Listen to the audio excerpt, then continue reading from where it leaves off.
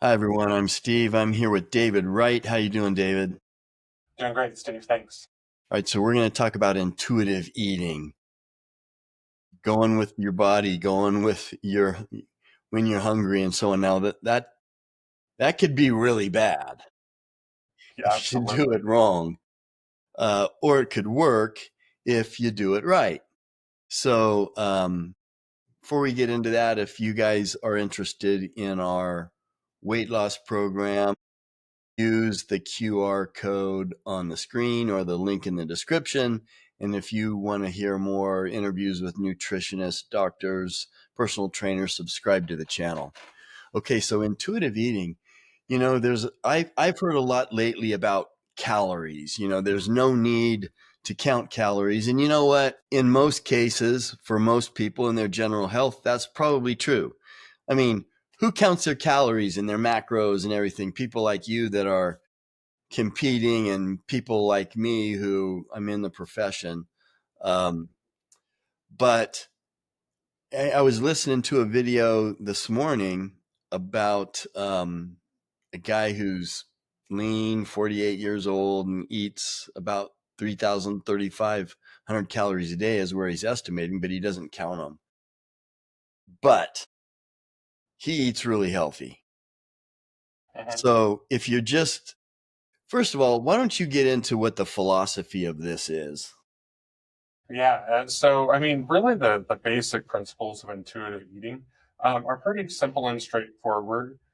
It's kind of the variations that people take on it, which are the dangerous part. So intuitive eating really is simply listening to your body. So, for instance, your body will tell you, and this is intuitive eating or not, but your body will tell you, hey, it'll send you signs of, hey, I'm hungry, I need some kind of nutrient, some food, right? So whether you're doing intuitive eating or not, like we've all experienced our body telling us that it's hungry and we need to eat something. So intuitive eating basically is the principle of we eat when our body's hungry, right? So we listen to those hunger signs. We don't necessarily eat at the same time every day or the same meals every day. The basic principle is we just listen to our bodies. We eat until we're full.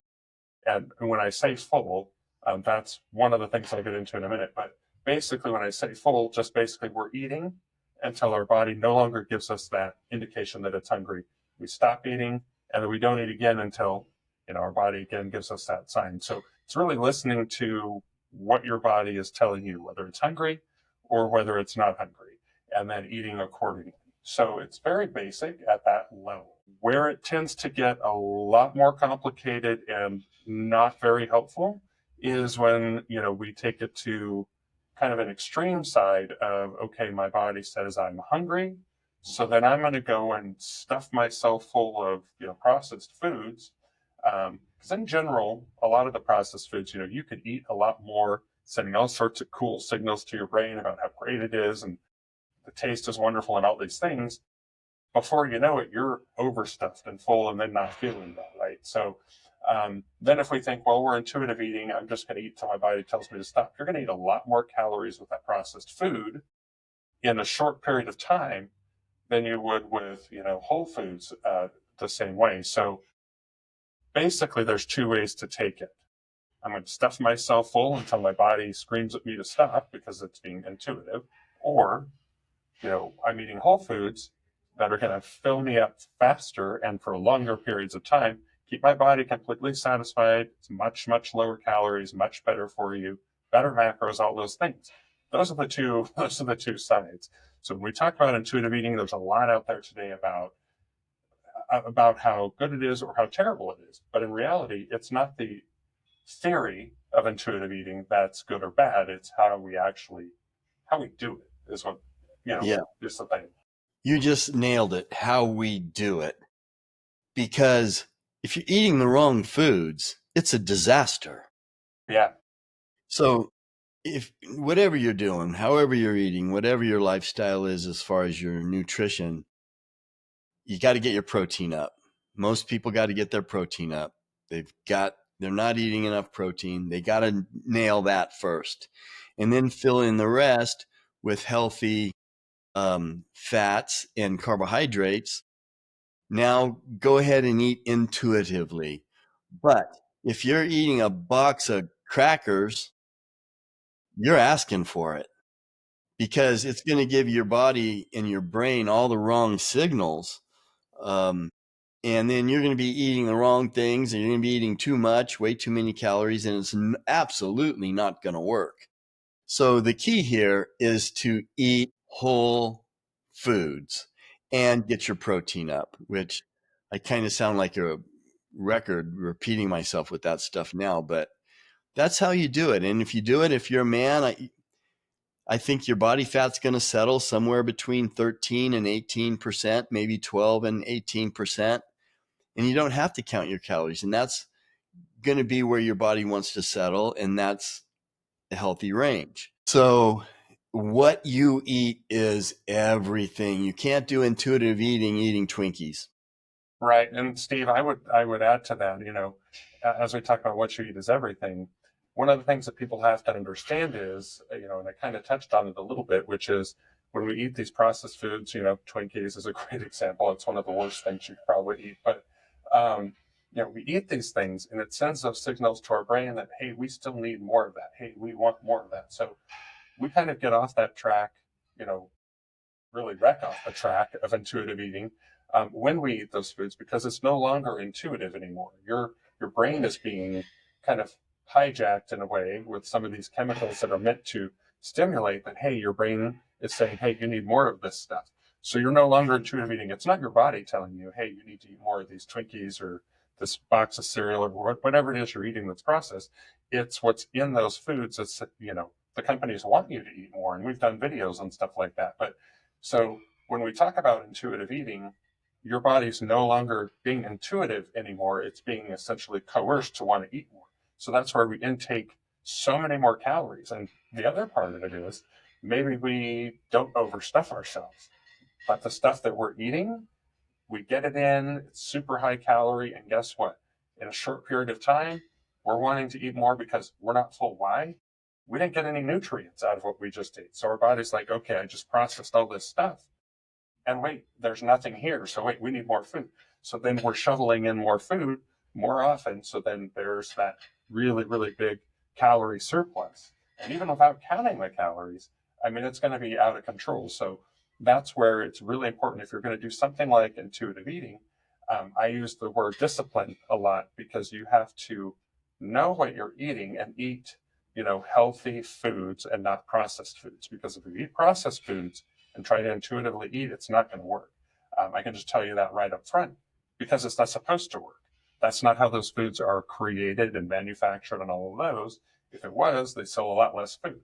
So you want to eat the whole foods if you're going to do something like intuitive eating. It's less structured than other types of, nutrition plans and things like that. But it can be very, very effective if you're eating those whole foods, because like you said, you're not counting calories necessarily. You're just eating whole foods, you're eating healthy stuff. And that's going to keep you, especially to your point that you make a lot and I make a lot, protein. Protein keeps you fuller for longer. So if you're focusing on keeping that protein up, you're not going to have those hunger signals from your body as frequently. So that's going to keep those calories down. That's going to keep your protein up. It's going to be better for you. And intuitive eating might work really, really good for you. If you go the other direction, it's not going to work very well. Yeah, if you're eating, and I'm going to put it another way um, on why you're still hungry. And you think about it. I mean, some of this stuff, these treats and processed stuff, I look at it, and it's like, this isn't even food. It's not even food. Yet Correct. people are eating this stuff that's not even food. Of course, you're going to be hungry. Of course, you're Yeah. still going to be hungry. You ate a box of something that's not food. Okay, well, why are you surprised that you're still hungry? And you said there's no nutrients in it. Yeah, it's because it's not food. And that's a great point, Steve. I like that you said that because that's true. You look at some of these, boxed or bagged or, whatever processed things, and Some of them, there might be like one ingredient in there that's some form of something or used to be food, but everything else is chemicals and just additives and whatever else to make it taste like some kind of food. But yeah, you don't have any food, so of course you're going to get hungry and you're going to eat more stuff that's not food. So you're just going to keep going around and around. Yeah, it's like you get these packages and things, and it's like, this is cheese, whatever's cheese this, cheese that. There's no cheese in it. There's no Yeah. cheese in it. It's just yellow gunk. Yeah, and that's a great point. People should pay attention to, you know, when they're buying things.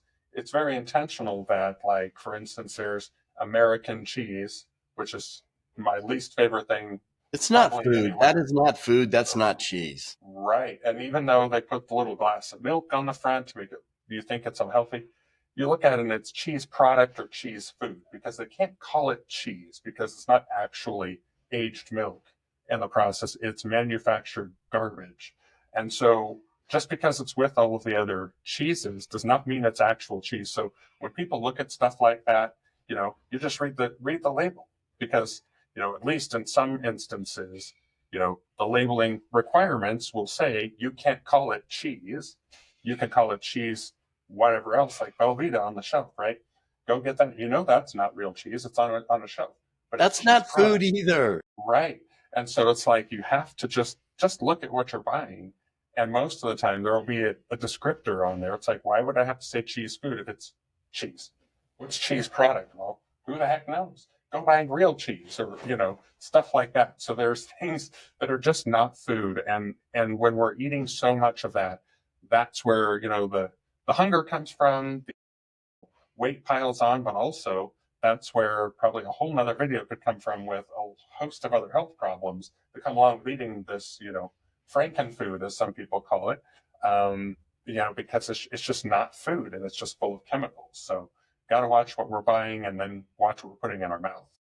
Yeah, so bottom line is, as I've mentioned before in this video, and like I always say, eat healthy whole foods. Mostly one ingredient, an apple, a piece of fruit, a piece of meat, vegetables, healthy health foods. Then this intuitive eating will work because your body's going to be satisfied. But if you don't do it that way, it's not going to work. So no matter what type of nutrition program you're following, eat healthy whole foods and get your protein to the right point. 1 gram of protein per pound of body weight is what most people say. That's what I say. I eat a little more, but that's what you got to do.